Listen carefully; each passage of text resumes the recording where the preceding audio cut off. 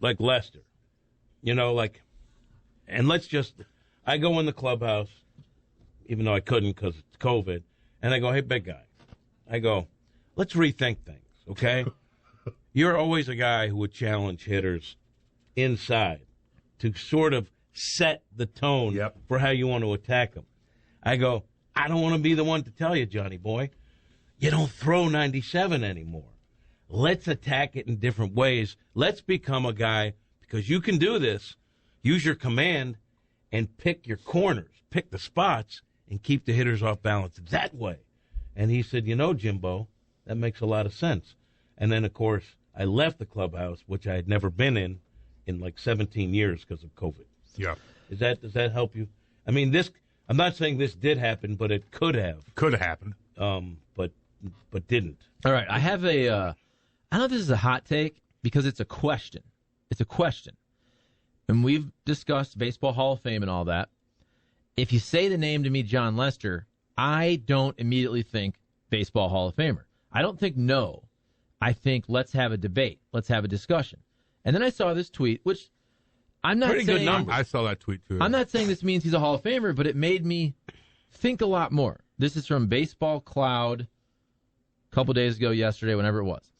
Players in MLB history with 200-plus wins, 2,400-plus strikeouts, a sub 3.7 ERA, and a 630 win percentage in their careers. There are 7 names. One of them is Jon Lester. The others, Pedro Martinez, Christy Mathewson, Roger Clemens, Randy Johnson, Mike Mussina, Justin Verlander.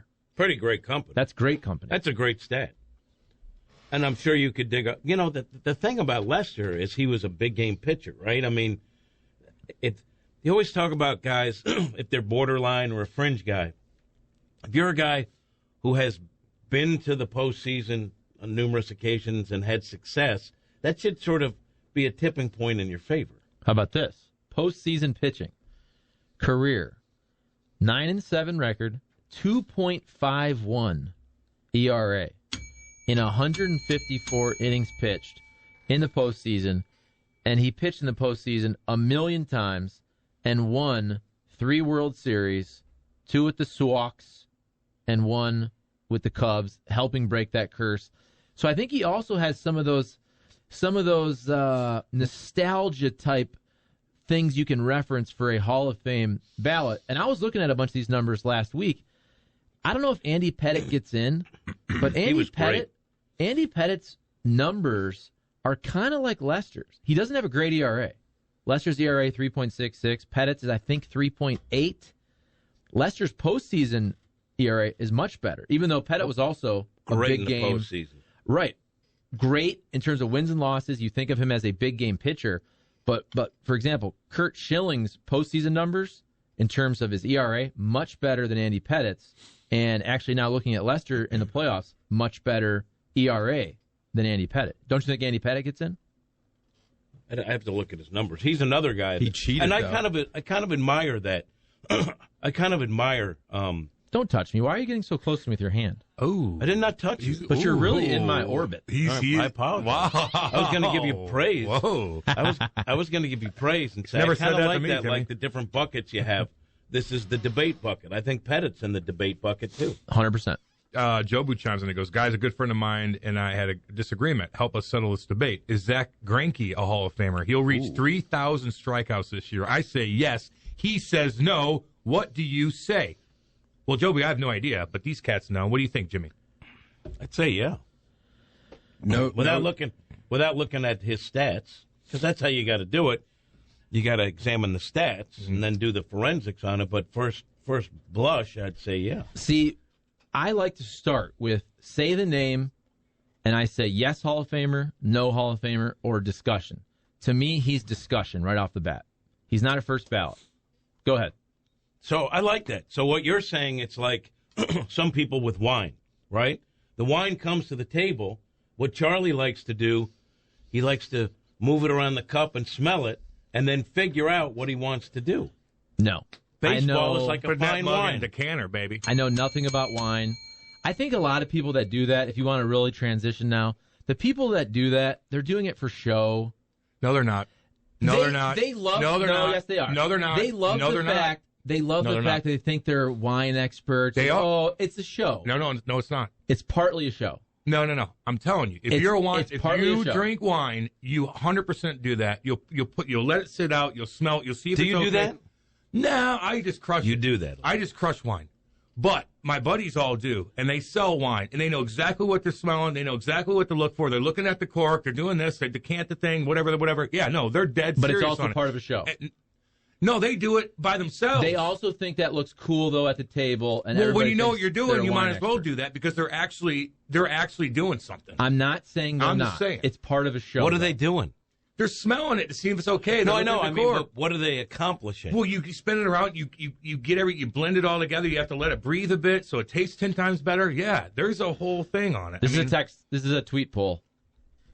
Do the people that swirl wine, is that for show? Oh, see, your buddies don't do it. So you're. What do you mean my buddies? No, Oh, that it's was your a Twitter shot. buddies. That was a shot. It's your that Twitter was a buddies. shot. You know what It's he your just Twitter called buddies. you? No, they are. My Twitter. Tell me if I'm from wrong. Toledo. You just called Charlie human You're garbage. from Eureka. My buddies are wealthy from Huntley. So all of your followers are wealthy. Yes. Okay. and well heeled. Yeah. And well heeled. No, go ahead, post that thing. But I'm telling you. So what's the question? If you swirl your wine at the dinner table at a restaurant. Yeah. Are you putting on a show, or is that meaningful or something? Okay. No, that's a bet. I'll think of it. Think of it. I kind of side with Charlie. Thank you. Telling you. Where's the bell? If I do it and I have like a chew in my mouth, then I'm just trying to do it. It doesn't make any sense. Or somebody has gum and they're drinking wine, they're acting like no. See, my thing is, a lot okay, of people, I'm telling let's say one of your well-heeled buddies, Yeah. very affluent, Yep. cultured, is at home, right? They open a bottle of wine and they let it breathe and they swirl. There's no one around. What do they accomplish? It's not like they're going to smell it and they're home, right? Smell it and then put it back and go, oh, this isn't could for be, me. They're yeah. not doing it. Yeah, they are. They're just doing it because No. it makes them feel more into the wine. It might be corked, and it might taste in a like sense, in a sense, what they're doing is what we try to do on this show. What we try to do is vet and verify. That's right. That's what they're doing with the wine. Although smelling it and looking at it, kissing the glass and listening Licking to it. licking it, Spitting in it. That's not necessarily vetting and verifying. I'm just letting you know. And hardcore wine drinkers take it very seriously. They do. And I remember taking a lot of crap for having gum in my mouth at the dinner table with some of the guys when they order a bunch of nice wine, and I'm drinking wine with gum, and they like yell at me. You know, they take it seriously. It's expensive. They could taste the difference between different kinds of wine. Sure they can. And they can. Okay. I can't. Like I can and I can't, but I'll drink anything. Here's the question. Tell me if I should word it better. Yeah.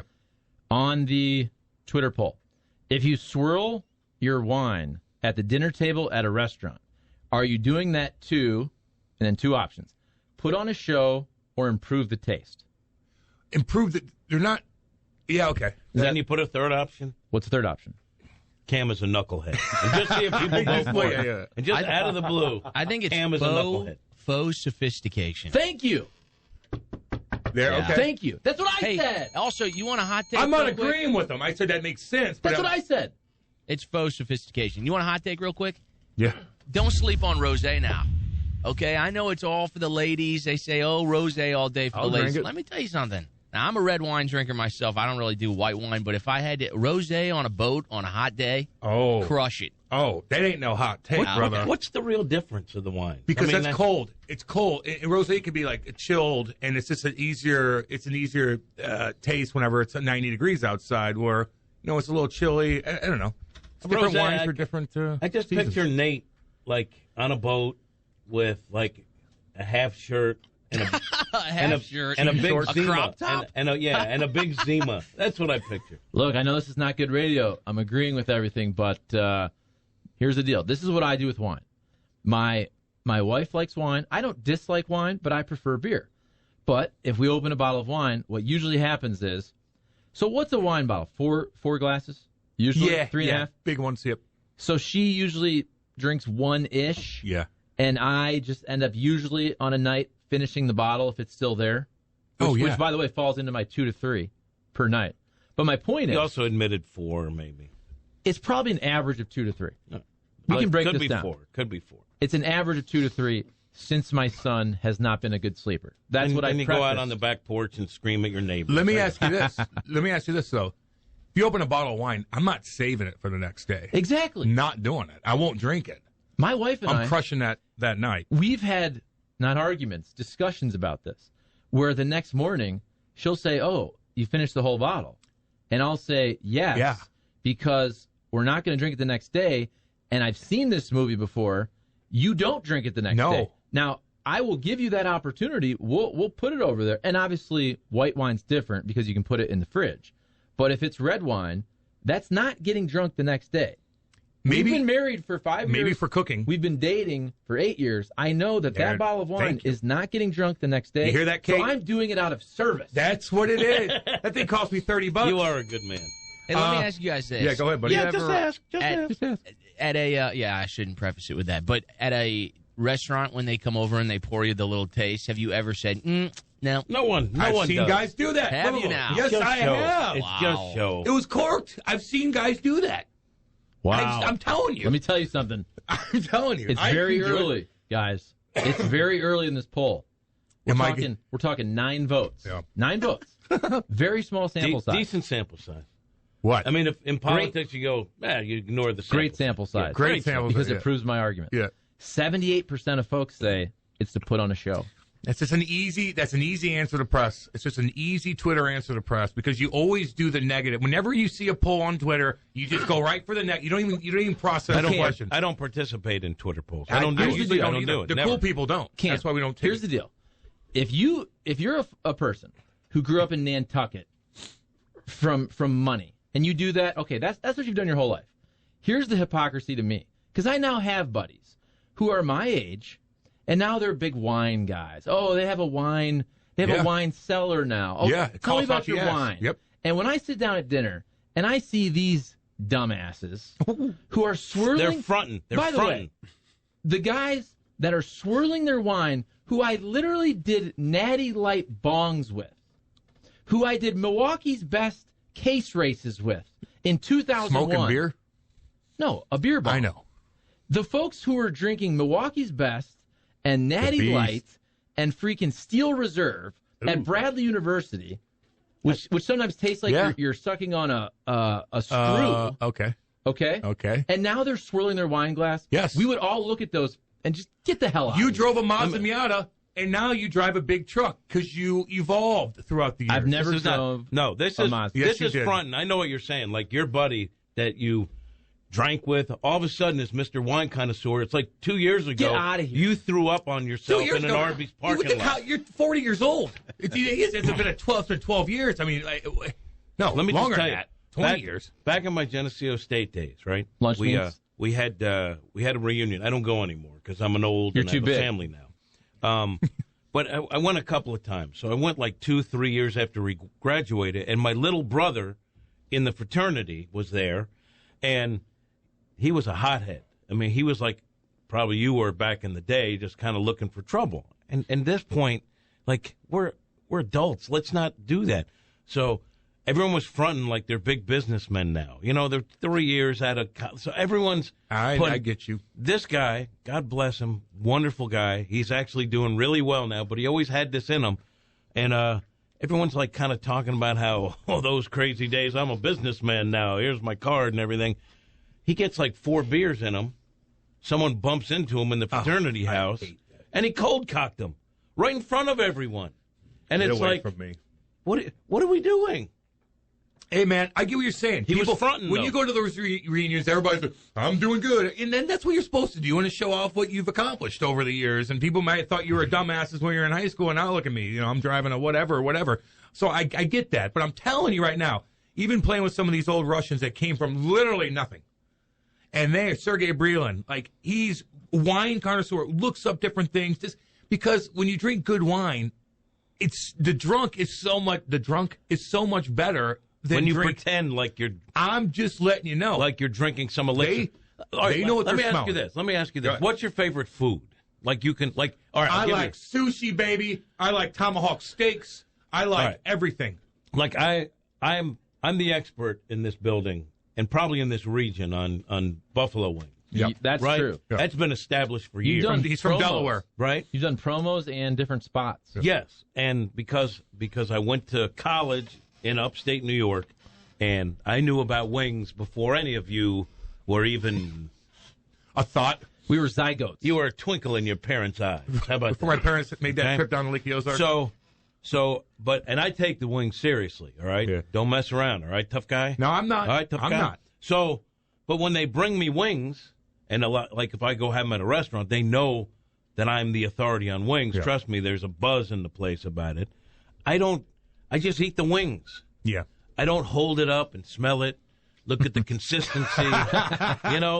I don't take a bite and swirl it around and Yeah. spit it out and say, okay, bring me the rest of the wings. Give me something Grow else. up with the wine stuff. I'm with Charlie on this. Ah, and me. yeah. Hold on. Let's see if it's See where we're at in the poll. unanimous besides Let me Cam. read a text real Seth? quick. And Seth, by the way, Seth enjoys a nice box of wine. I'll cry. Slap the back, baby. Yeah. Hey, Yes. first time I ever got really drunk was Franzia. Yeah, dude. I basically, my cousin and I grabbed it from, I think it was our grandparents' 40th wedding anniversary party, and we just went in the back room and got drunk off Franzia. yeah. What is Dude, Franzia? It's box it's wine. a Box crappy wine. box wine that your neighbors have, and when your neighbors go and they leave for work, you just go over there and put your head on like. That's what I used to do back in the day. See, that's and where- if they have cigarettes there, you take a smoke too. Here's what I want to do. I want to go to a restaurant because they do have these where it's BYOB. So I'm going to go to a restaurant. I am going to bring a box of Franzia. Oh, please do I'm it. going to film this.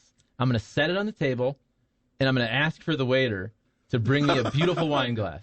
I'm gonna hit the valve, and I'm gonna fill up a nice healthy glass of Franzia, and I'm gonna sit there and swirl it and That's smell it. funny. And just to get other people's And reaction. I'm gonna smell it. All right, And I let was me- like, can you take this back? This is not a 2017 as I thought it was. Let me get Joe Buchems who goes, guys, I don't drink wine, but I'm huge into whiskey. I most definitely can swirl whiskey and smell the difference between a good bottle and a bottom shelf crap. Yeah, man, and that's Jobu. I think he's from South County. Let's see here. Oh, Scooter chimes in and goes, on a boat with a nice rosé. Someone saw an episode of Succession. Yeah, that is true. You guys are both right. There are a select few who can swirl and sniff and know what they're doing. Cam happens to know them, but most are total posers. Fat Tony. There's some posers, but a lot of them aren't. I just want to throw this out there. So I actually worked at Bishop's Post for about 6 months. Oh, Benny a Bishop's couple years parents. ago. Yeah, great guy. And Butchie? out of all the wine that I sold, not once did somebody stir it up, sniff it, or spin it, and all that, and then say, I don't want it. Take it back. Okay. Not But once. hold on. Not once. Hold on. What percentage? This Open is a your great eyes up. question. What percentage? Did you just give yourself accolades for a great question No. before you even asked it? No. It's not about me asking it. I think it'll elicit a good answer. Okay. Of 100 glasses of wine that you poured, what percentage of folks you think twirled? I would say 75%. But you know what the funny Really? thing is? Okay. Get on with yourself. Get on with yourself. They kind of knew the whole deal, so they would like sarcastically kind of swirl it and be like, "Ooh, I wonder what this smells and tastes like." Okay, whatever. It's like it's like your time's you know up. You what thought the that was time's good up. for you. You know the bottle of wine that you bought. Cut them off. Okay, no. They swirled it 75%. That's a big percent. No, he just said they did it as a He joke. didn't- No. You get 15 seconds and you got to cut them off a little bit. But no, you're right on the first part. People do swirl it and they mix it around, and it is what it is. I mean, people are chiming in, and I believe they are agreeing. Oh, Don Caesar chimes in and goes, tomahawk steak. I pay extra, have a 12-foot bone sticking out of my steak so I look cool.